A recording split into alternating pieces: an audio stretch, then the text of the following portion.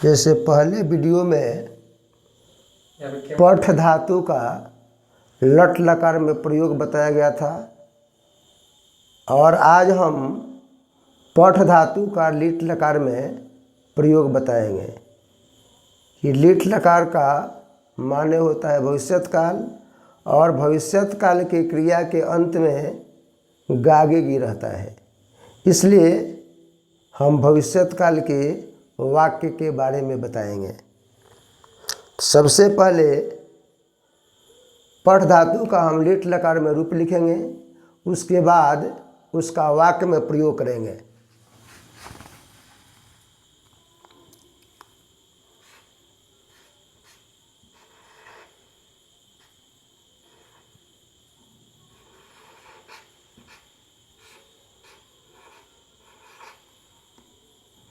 चल नहीं रहा है।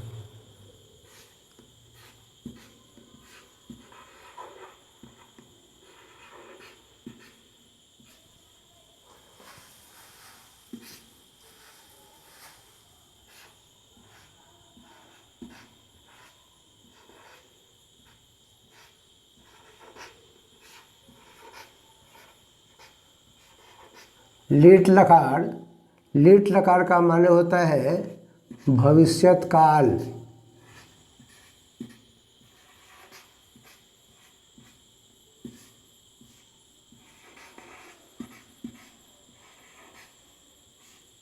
भविष्यत काल के क्रिया के अंत में गागेगी रहता है। इसलिए जब भी हम वाक्य बनाएंगे अगर गागेगी आ गया तो हम समझ जाएंगे कि यह भविष्यत काल का वाक्य है।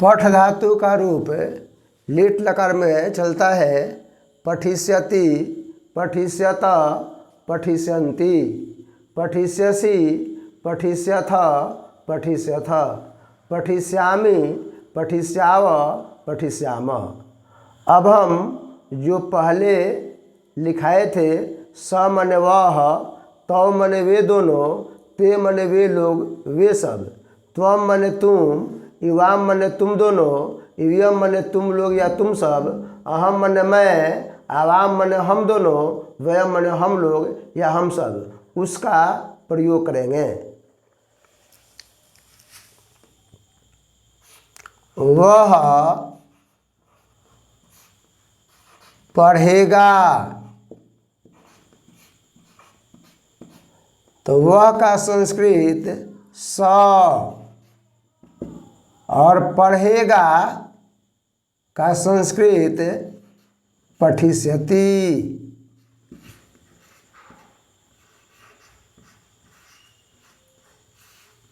वह पढ़ेगा का संस्कृत हो गया स पठिष्यति। वे दोनों पढ़ेंगे,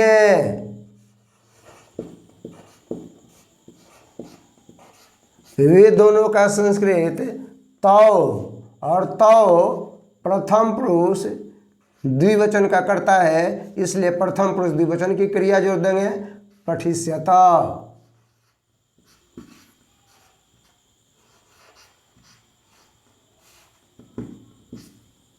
वे सब पढ़ेंगे,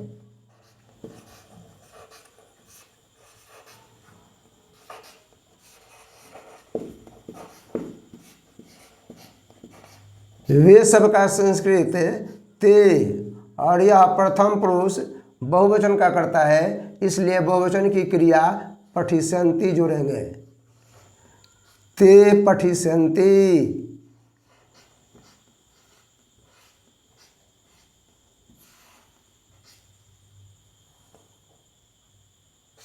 तुम पढ़ोगे,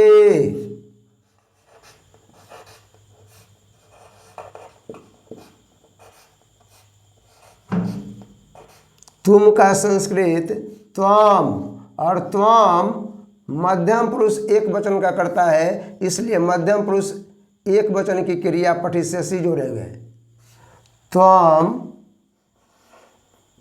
पठिष्यसि।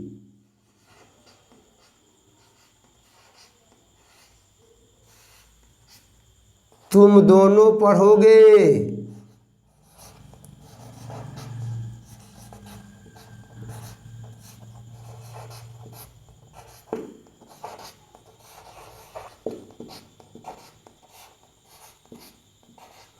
तुम दोनों का संस्कृत युवाम होता है, और युवाम मध्यम पुरुष द्विवचन का करता है, इसलिए इसके साथ मध्यम पुरुष द्विवचन की क्रिया पठिष्यथ जोड़ेंगे युवाम पठिष्यथ।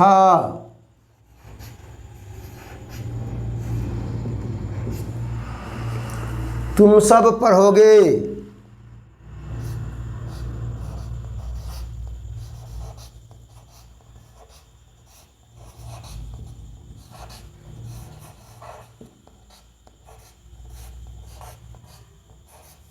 तुम सब पढ़ोगे। तुम सब का संस्कृत युयम होता है, और युयम मध्यम पुरुष बहुवचन का करता है, इसलिए मध्यम पुरुष बहुवचन की क्रिया पठिष्यथ जोड़ेंगे युयम पठिष्यथ।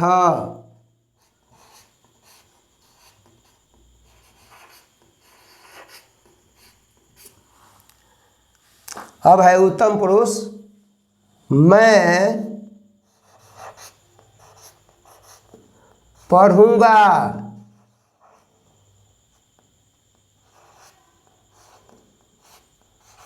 तो मैं का संस्कृत अहम, और अहम उत्तम पुरुष एक वचन का करता है, इसलिए उत्तम पुरुष एक वचन की क्रिया पठिष्यामि जोड़ेंगे अहम पठिष्यामि।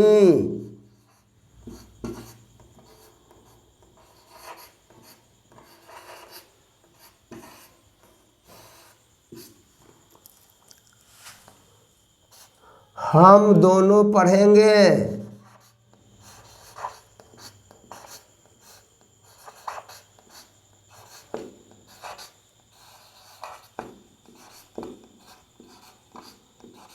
हम दोनों का संस्कृत आवाम होता है और आवाम उत्तम पुरुष द्विवचन का करता है, इसलिए उत्तम पुरुष द्विवचन की क्रिया पठिस्यावह जोड़ेंगे।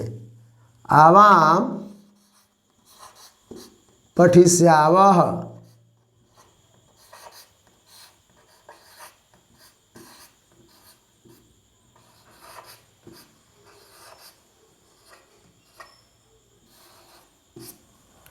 हम सब पढ़ेंगे।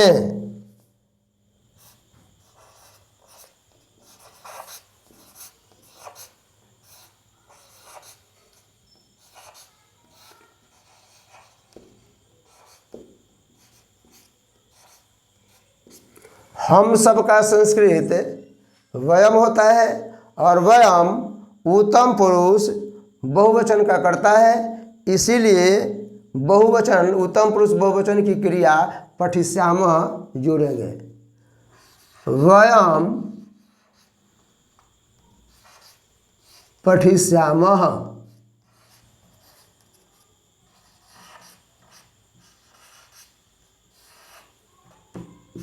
इस तरह पठ धातु का रूप लिट लकार में चलता है। पठिष्यति, पठिष्यत, पठिष्यन्ति, पठिष्यसि, पठिष्यथ, पठिष्यथ, पठिष्यामि, पठिष्याव, पठिष्याम। और यह वाक्य बन गया। इसलिए वह पढ़ेगा का संस्कृत स पठिष्यति, वे दोनों पढ़ेंगे का संस्कृत तौ पठिष्यत, वे सब पढ़ेंगे इसका संस्कृत ते पठिष्यन्ति, तुम पढ़ोगे त्वम पठिष्यसि, तुम दोनों पढ़ोगे युवाम पठिष्यथ, तुम सब पढ़ोगे युयम पठिष्यथ, मैं पढ़ूँगा अहम पठिष्यामि, हम दोनों पढ़ेंगे आवाम पठिष्याव, हम सब पढ़ेंगे वयम पठिष्यामः। लिट लकार का वाक्य बन गया। इसके बाद संस्कृत में जो सूक्तियाँ बताई गई हैं कि संसार में विद्याधन को प्रधान क्यों माना जाता है, तो इसके बारे में लिखा गया है। न चौरहार्जम न च राजहार्जम न भ्रातृभार्जम न च भारकारी वे च कृते वर्धत एवं नित्यम विद्याधनम सर्वधनम प्रधानम। विद्या को न चोर चुरा सकता है, न राजा छीन सकता है, न भाई बांट सकता है, और कहीं आने जाने में यह भारी भी लगने वाला नहीं है। इसलिए संसार के सभी धन में विद्या को प्रधान माना गया है कि इसको जितना ही खर्च किया जाता है उतना ही बढ़ता है।